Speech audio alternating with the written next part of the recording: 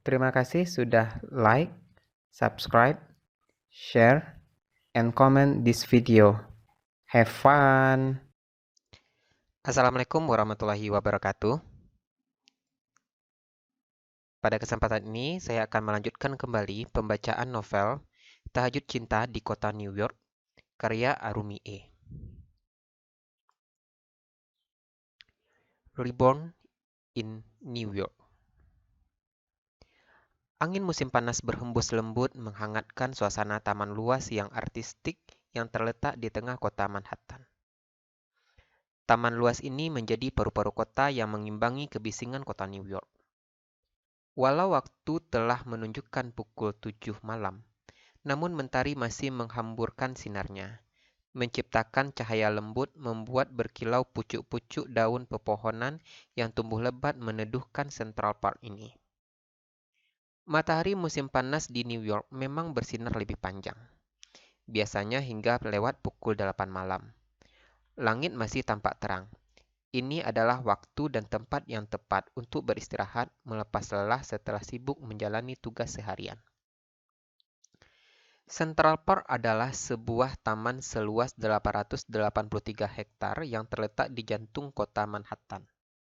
Taman ini memiliki sejumlah tempat menarik, beberapa danau dan kolam, 2 arena seluncur es, Central Park Zoo, Central Park Conservatory Garden, Jackie Onassis Reservoir, serta tempat wisata di dalam bangunan seperti Belvedere Castle dengan lingkungan alaminya, Swedish Cottage Marionette Theater, dan carousel yang bersejarah. Tersedia pula trek pejalan kaki, outdoor amphitheater yang biasanya menampilkan bermacam pertunjukan di musim panas. Selain itu, terdapat 7 petak padang rumput luas yang disediakan untuk berolahraga dan tempat bermain anak-anak.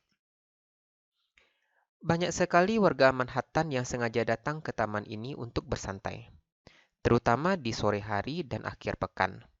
Tak terkecuali seorang gadis berkulit sawo matang berwajah menarik khas Asia Tenggara dengan lesung pipit yang muncul di pipi kanannya tiap kali ia tersenyum. Tubuh langsingnya berbalut celana jeans hitam dengan atasan kaos sepanjang paha yang longgar berlengan sepanjang siku.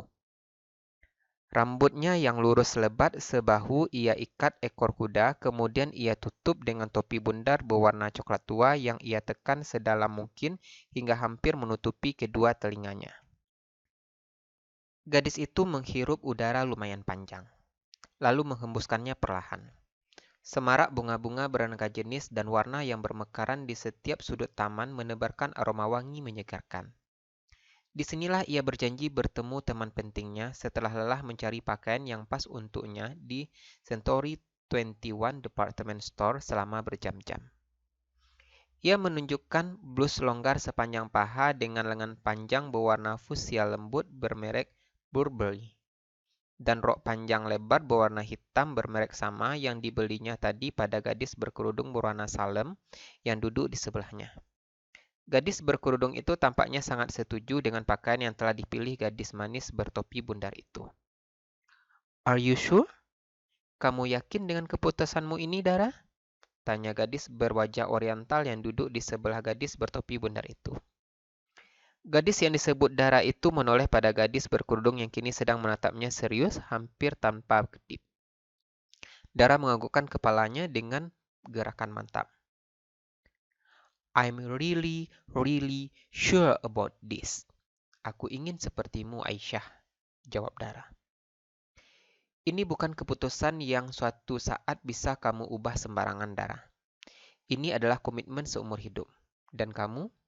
Jangan sekali-sekali memutuskan ini hanya karena ingin seperti aku," sahut gadis berkerudung yang disebut Aisyah itu. Lagi-lagi Dara menghela nafas panjang. Ya, ia yakin dengan keputusannya ini. Ia sudah mempertimbangkannya selama sebulan penuh dan mempelajarinya selama 4 bulan ini. Ia tahu apa konsekuensi yang harus ia hadapi setelah nanti ia berubah.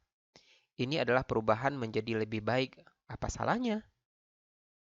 Awalnya, Dara ingin mengajak Aisyah untuk membantunya berbelanja pakaian-pakaian baru. Tetapi hari ini Aisyah sibuk sehingga tak bisa menemani Dara.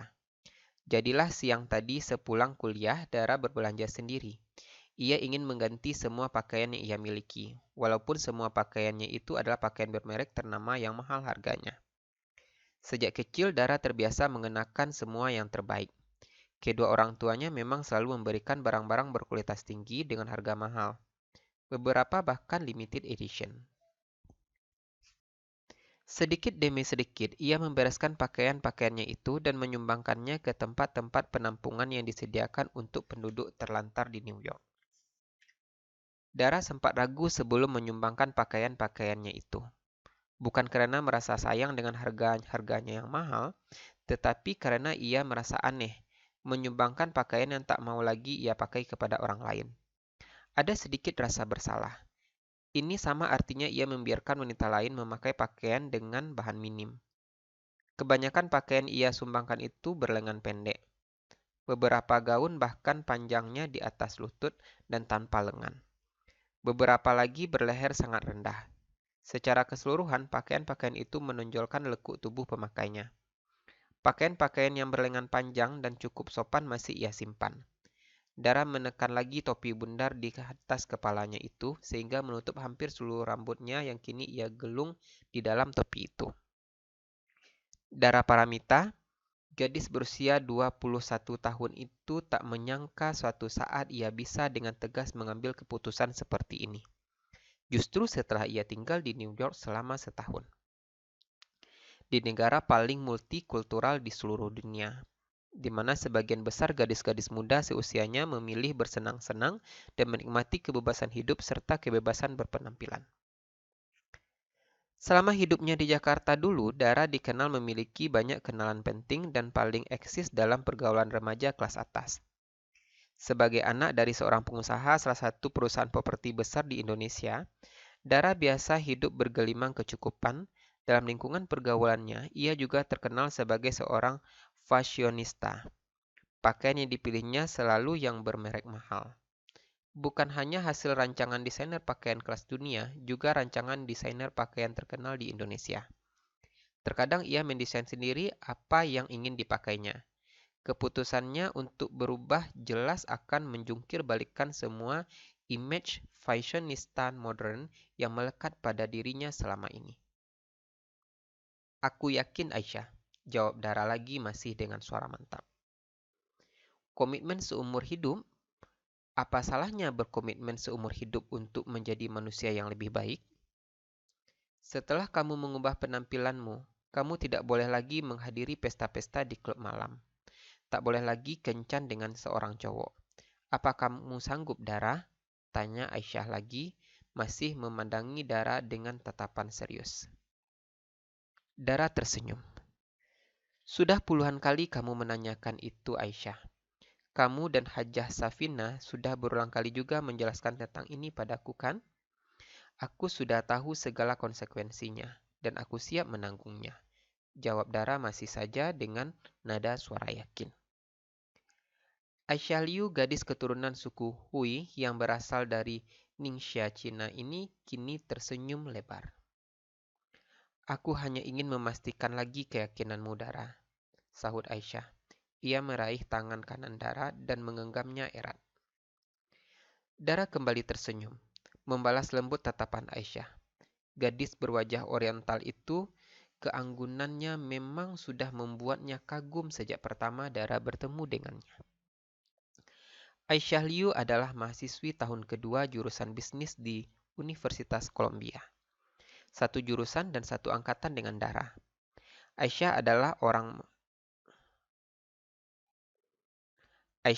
seorang muslimah berkeluarga negaraan Cina. Lahir sebagai keturunan suku Hui, Aisyah tumbuh dalam lingkungan muslim. Suku Hui adalah salah satu suku dari 5 suku terbesar di Republik Rakyat Cina. Suku ini memeluk agama Islam dan tersebar di hampir seluruh provinsi di Tiongkok. Dara ingat saat pertama kali ia bertemu dengan Aisyah. Gadis itu memang menarik perhatiannya. Di Universitas Columbia yang super luas ini, bisa dihitung dengan jari mahasiswi yang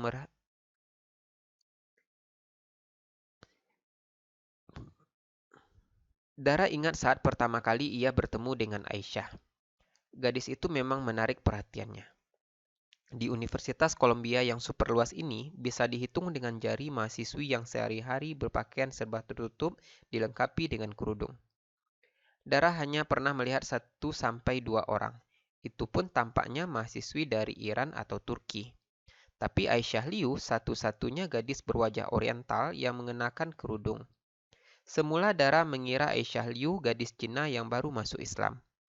Setelah mengenal Aisyah Liu, ia baru tahu ada satu tempat yang mayoritas penduduknya beragama Islam di negara komunis terbesar, Republik Rakyat Cina.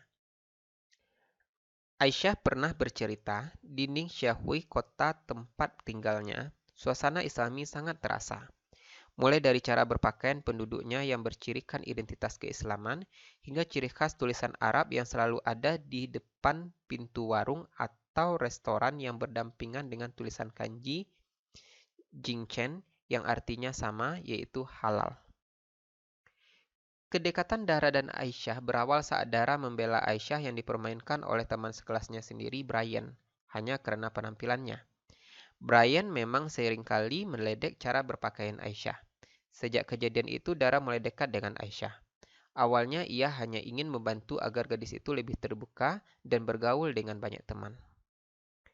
Kemudian hubungan mereka semakin dekat saat mereka sama-sama mendapat tugas kelompok berdua dalam salah satu mata kuliah ekonomi.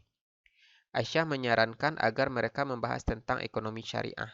Dara setuju karena belum ada mahasiswa lain di kelasnya yang membahas tentang itu. Di kota New York, ekonomi syariah tentunya adalah sesuatu yang masih asing.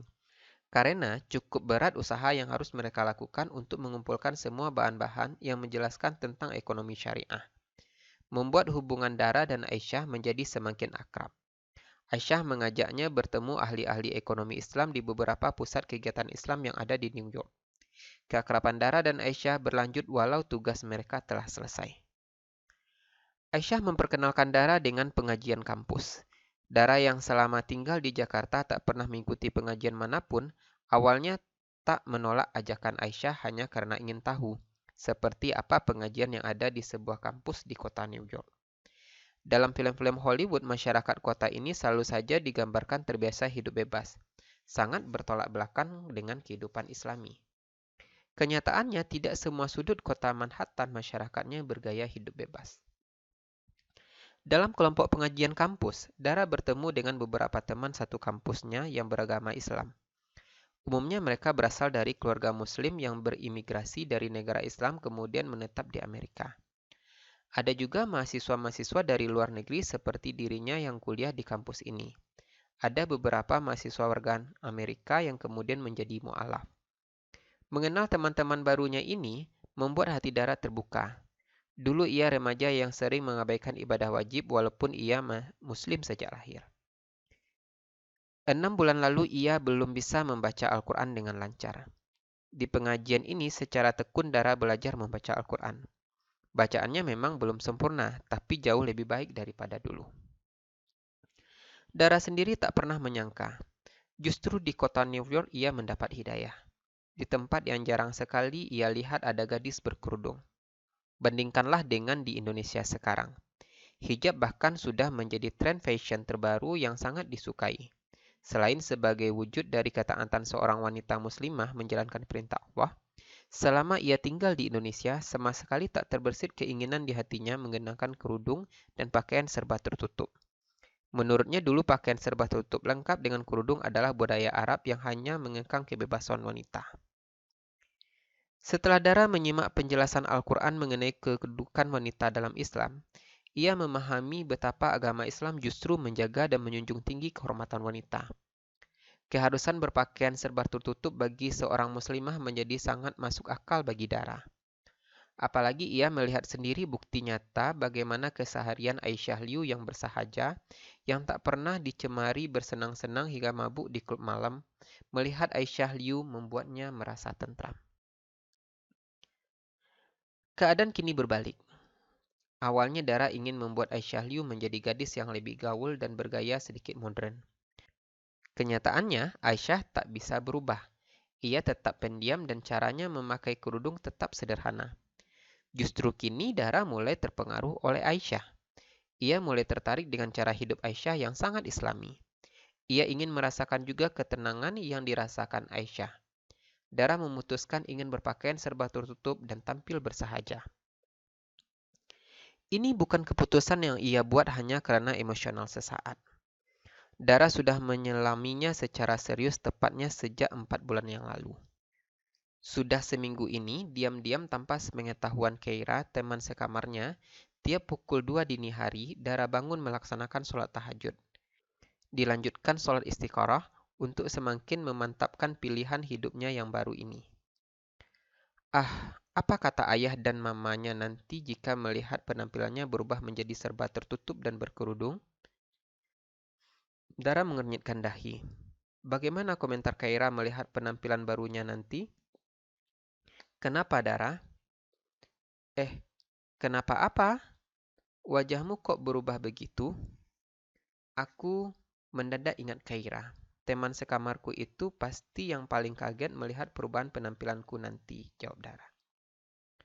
Aisyah Liu tersenyum. Ia juga kenal Keira, teman sekamar Dara yang sama-sama berasal dari Indonesia. Gadis yang sangat menikmati kehidupan super modern dan bebas di New York, yang hobi dansa di klub malam, yang teman kencannya selalu berganti-ganti, persis Dara 6 bulan yang lalu, ketika ia belum bertemu dengan Aisyah Liu.